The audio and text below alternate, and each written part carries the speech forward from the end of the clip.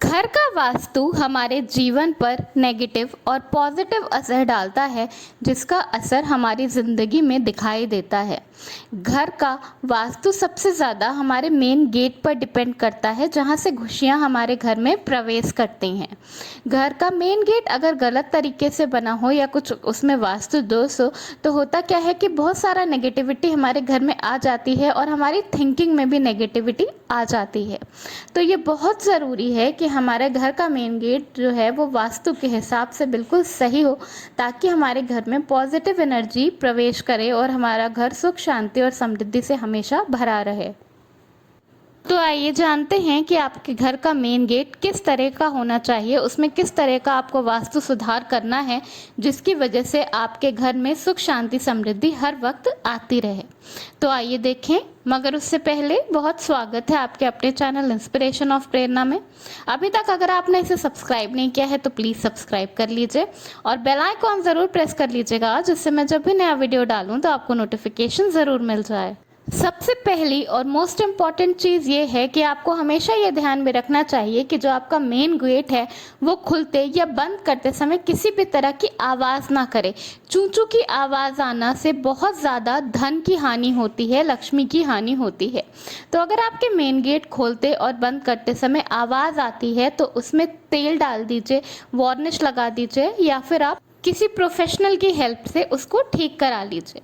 और नेक्स्ट जो इम्पॉर्टेंट चीज़ है वो ये है कि आपको हमेशा ध्यान में रखना चाहिए कि आपके मेन गेट की जो एंट्रेंस है वो इतनी ऊंची हो कि उससे घर का कोई भी सदस्य को सर झुका कर एंटर ना करना पड़े या आते जाते कोई रोड़ा ना अटके, हर इंसान आराम से घर के अंदर आ और जा सके। आजकल लोग ज़्यादातर घर में सिंगल पल्ले वाला मेन डोर रखते हैं, पर अकॉर्डिंग टू वास्तु आपका मेन गेट जो है वो डबल पल्ले वाला होना चाहिए। इससे जो घर का स्वामी होता है उसकी एज भी बढ़ती है, आयु भी बढ़ती है, उसकी हेल्थ अच्छी रहती है और लक्ष्मी की कृपा तो बनी ही रहती है। साथ ही एक बहुत ही इम्पॉर्टेंट चीज़ जो ध्यान में रखने वाली है वो ये है कि आपके घर का जो मेन गेट है वो आपके बाकी डोर से ऊंचा होना चाहिए और चौड़ा होना चाहिए। वास्तु के हिसाब से आपके घर का जो मेन डोर है वो हमेशा बाहर की तरफ खुलना चाहिए, यानी कि घर की बाहर की तरफ।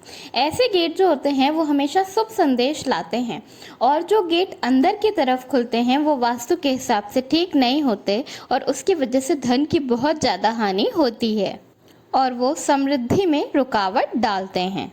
नेक्स्ट चीज़ जो ध्यान में रखने वाली है वो ये है कि वास्तु के अकॉर्डिंग आपके घर के मेन गेट के जस्ट सामने कोई पेड़, खंबा या खंडहर टाइप की कोई चीज़ नहीं होनी चाहिए। ऐसा होने से एक तो घर के लोगों को बहुत ज़्यादा स्वास्थ्य की प्रॉब्लम होती है और धन हानि तो होती ही है, साथ ही आपके घर में नकारात्मक ऊर्जा भी आती है। तो अगर आप इन चीज़ों को अपने घर के सामने से बिल्कुल हटा नहीं सकते तो उसका एक उपाय ये है कि आप अपने घर के गेट पे पूजा करने के बाद स्वास्तिक बना दीजिए और दूसरा वहाँ पर एक तुलसी का पेड़ लगा दीजिए। ऐसा करने से आपके घर में नकारात्मक ऊर्जा का प्रवेश नहीं होगा। वास्तु के अकॉर्डिंग आपको अपने घर के मेन डोर के बाहर एक डोरमैट ज़रूर रखना चाहिए और वास्तु के अकॉर्डिंग ये डोरमैट जो है वो रेक्टेंगल शेप में ही होना चाहिए। ये आपकी बहुत सारी समस्याओं का हल अपने आप ही कर देगा और ऐसा करने से आपके घर के सदस्यों के बीच में एक तो रिश्ता अच्छा बना रहेगा और दूसरा प्यार हमेशा बढ़ता रहेगा। आपसी कलेश मनमुटाव घर में नहीं होगा। अकॉर्डिंग टू वास्तु आपके घर का मेन गेट आपके घर के सामने की सड़क के अकॉर्डिंग ही बना होना चाहिए। मतलब जितनी चौड़ी आपके घर की सड़क हो उतना ही चौड़ा आपका मेन गेट होना चाहिए।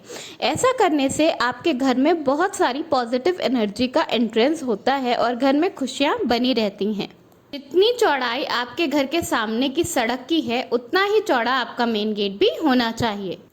तो ये है आपके घर के मेन गेट के बारे में कुछ बहुत ही इम्पॉर्टेंट वास्तु टिप्स जो हर इंसान को ज़रूर जानना चाहिए और कोशिश करना चाहिए कि इसे ज़्यादा से ज़्यादा फॉलो करें। अगर आपके घर के मेन गेट वास्तु के हिसाब से परफेक्ट नहीं है तो आप अपने घर के बाहर एक लोहे का दरवाज़ा लगाकर भी अपने घर का वास्तु ठीक कर सकते हैं। इस तरह से आपके घर का वास्तु भी ठीक हो जाएगा और दूसरा ये है कि आपके घर की सिक्योरिटी भी बढ़ जाएगी। धन्यवाद।